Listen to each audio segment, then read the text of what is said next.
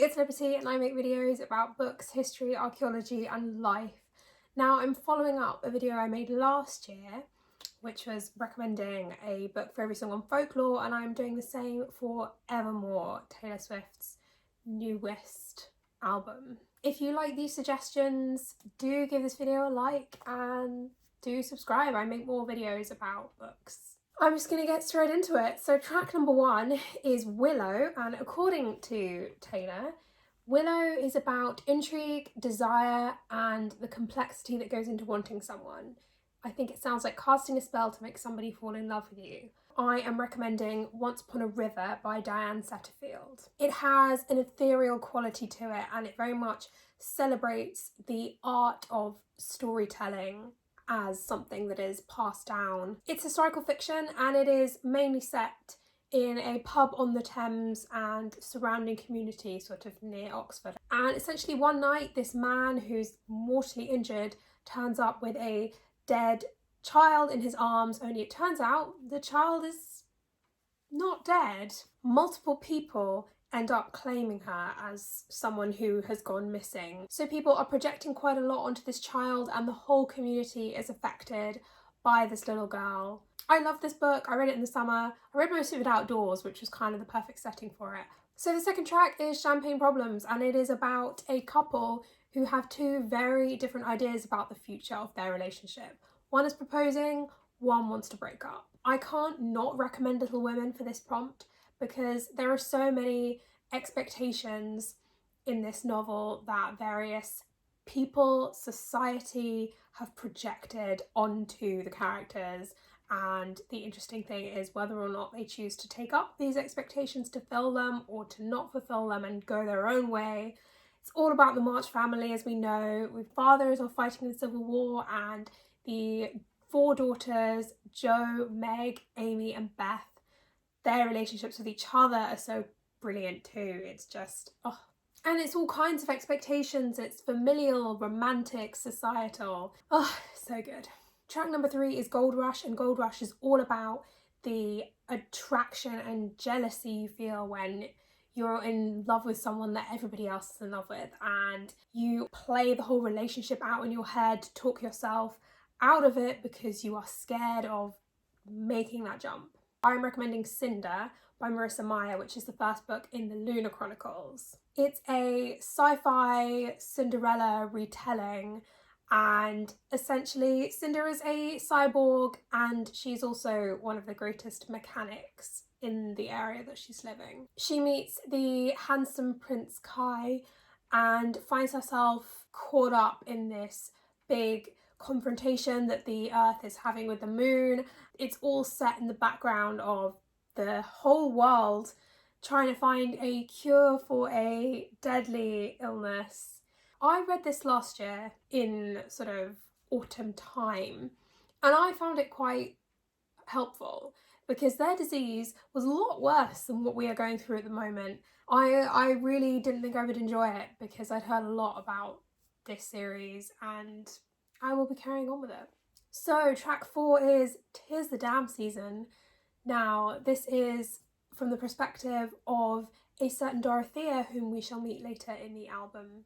She's living somewhere else and she has come back to her hometown for Christmas and has sort of reconnected with an old flame. For this, I'm recommending The Great Gatsby by S. Scott Fitzgerald. I mean, it's probably one of the greatest novels ever written, but Nick Carraway moves to Long Island and he finds himself pulled into the life of his very, very rich neighbour, Jay Gatsby. Gatsby's history with Nick's cousin Daisy has that same quality of roads not taken. Nick finds himself really drawn into Gatsby's world and his lifestyle, and will it end well?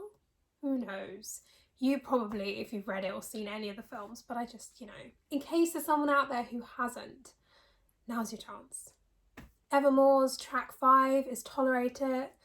As we know, track 5 is the saddest, most emotional song on a Taylor Swift album. It's about living the painful life of loving someone so much and giving them your all and them barely tolerating you in return. I'm actually just going to recommend the book that inspired this song, even though I haven't personally read it. It is on my TBR for this year. It is Rebecca by Daphne du Maurier. Rebecca is about a lady's companion who is abroad and meets a handsome widower and ends up back in England with him. When they get back to England, his character completely changes and she has to adjust to that and the real weirdness going on in that house. The next track is Nobody, No Crime. Now this is Taylor's true crime song. A woman called Esty goes missing and it is suspected that her husband killed her to get together with his mistress. Now the narrator of the song is actually Esty's best friend who takes revenge and kills the husband and frames it on the mistress. I really like the song. It's very well written as a story. I'm actually going to recommend one of my favourite Agatha Christie novels, and it is the 450 from Paddington, which is actually the first Agatha Christie that I kind of came into contact with. Anyway, it is a Miss Marple mystery, and one of Miss Marple's friends is on a train, the 450 from Paddington, and there's a section of the train tracks where two trains are going alongside each other in the same direction, and she witnesses a woman get strangled. First of all, she has to convince some people that there actually was a murder, and then the body has to be found, the person has to be identified. It's got your sort of murder mystery, family living in English country house kind of vibes to it. Happiness is the next track on the album, and it is melancholy but hopeful, sort of reminiscing on a relationship that ended, but realising and recognising that there were happy memories and they did make each other happy and they will both be happy again. For this song, I'm recommending Out of Love by Hazel Hayes. It is a love story in reverse. It starts off with our unnamed protagonist packing up a box of her ex's stuff because he's coming to get them and they're breaking up. And it sort of goes back through their relationship and you see their milestones, you see their moments of happiness, but also the cracks and more heavier moments too. And you see everything all the way back to their first meeting. It's really well written. They're sort of almost like mini short stories, each section of it, which I think was an interesting way to go with it. We have made it to Dorothea, and Dorothea is sung from the perspective of her hometown lover, and he's thinking about her off in Hollywood living the dream, wondering, does she ever think about me? I just get really strong Mansfield Park vibes from this song. Fanny Price is the main character of Mansfield Park, and she is the poor cousin who is living with her uncle and his family in Mansfield Park. A very attractive brother-sister duo, Henry and Mary Crawford, move into the neighbourhood and massively shake everything up, essentially. Fanny internalises all her feelings. She's very quiet and reserved. I see Fanny's character with more nuance now than I once did. I used to have a very sort of black and white feeling about her and her taste in men, which I just didn't know. Looking at her personality, I do appreciate her now. But there's also discussions of slavery that we get in this novel because her uncle owns a plantation, so it's interesting to see how that gets discussed in a contemporary Regency novel. Coney Island is the next track on Evermore, and it is a back and forth about a relationship. It's very melancholy and nostalgic. There are references to All Too Well, Out of the Woods, Dear John, and Calvin Harris as well, like all relationships where she felt mistreated. I'm recommending The Tenant of Wildfell Hall by Anne Bronte for this. Any excuse, I know, but this novel is about Helen Graham, and essentially she escapes a really disastrous, horrible marriage with her son and ends up living in Wildfell Hall, and she's figuring out a new life for herself. She's trying to sell her paintings, raise her son well. There is a lot of bad treatment of women and really dysfunctional relationships in this novel, but she doesn't romanticize them. It is about, pointing out what's wrong and saying, no, this is what we need to do to cut the cycle of toxic masculinity, which is so depressing that we still haven't hacked that 200 years later. I love it. It's one of my favourite books of all time. I just can't ever recommend it enough. Ivy is the next track, and it is about passionate love and infidelity. A married woman falls in love with somebody else and it leads to an affair. I don't know how I can't recommend Anna Karenina. Anna Karenina is married with a son and she ends up falling in love with Count Vronsky. It is passionate. It has terrible consequences. And you sort of meet other characters in this novel too. Anna's brother, Oblonsky, who has a thing for the nannies, and family friend Levin, who is just lovely. He's just so lovely.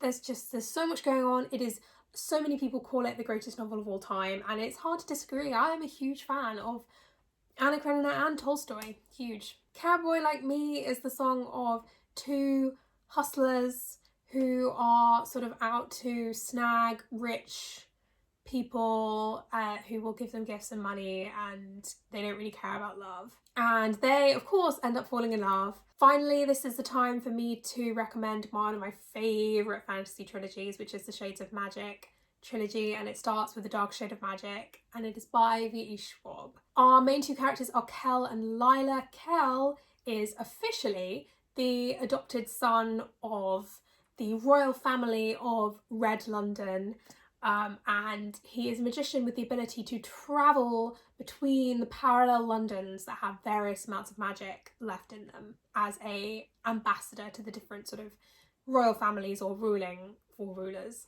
Unofficially, he is a smuggler, and on one of his trips to Grey London, which has no magic and is essentially our world, he runs into Lila, who pickpockets him and saves his life in a very small space of time.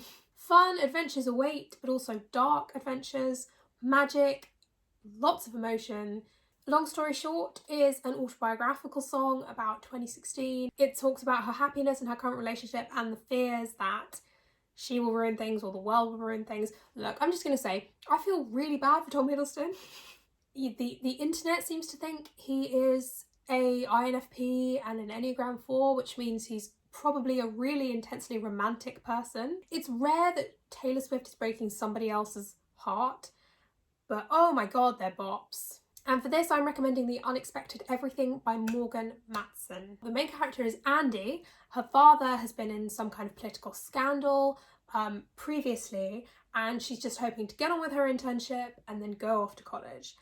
But circumstances change and she ends up staying at home for the summer and finding a job, hanging out with her friends, and trying to seek happiness in the mundane. And she also ends up meeting someone as well. So the song and Andy have the same hang-ups that they need to let go of.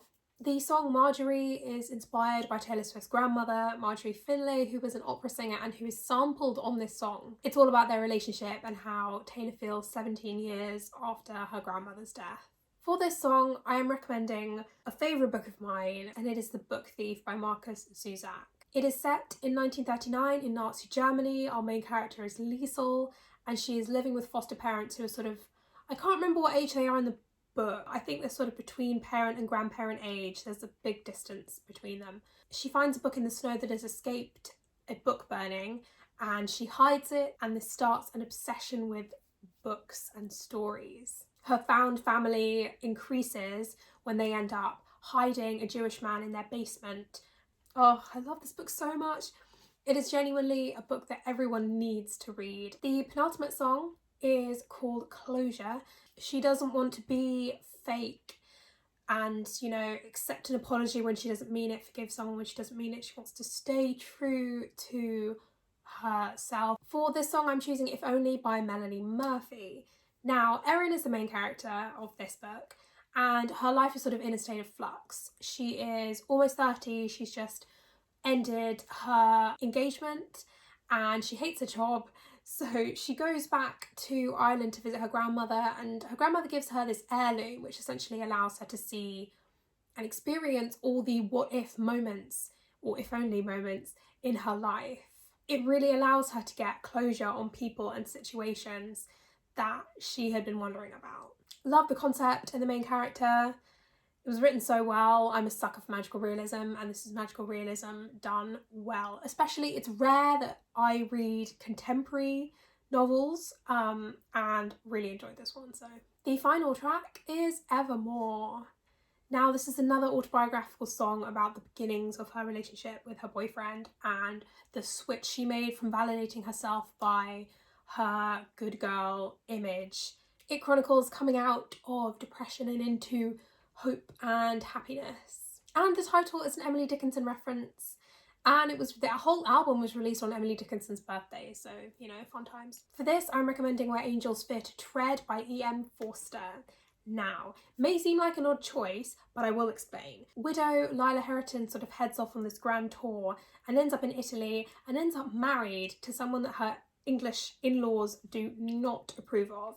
So people get sent on missions to sort of sort everything out, and her actions make many of the other characters change the way that they view themselves and their identity and really think of how they can make themselves happier.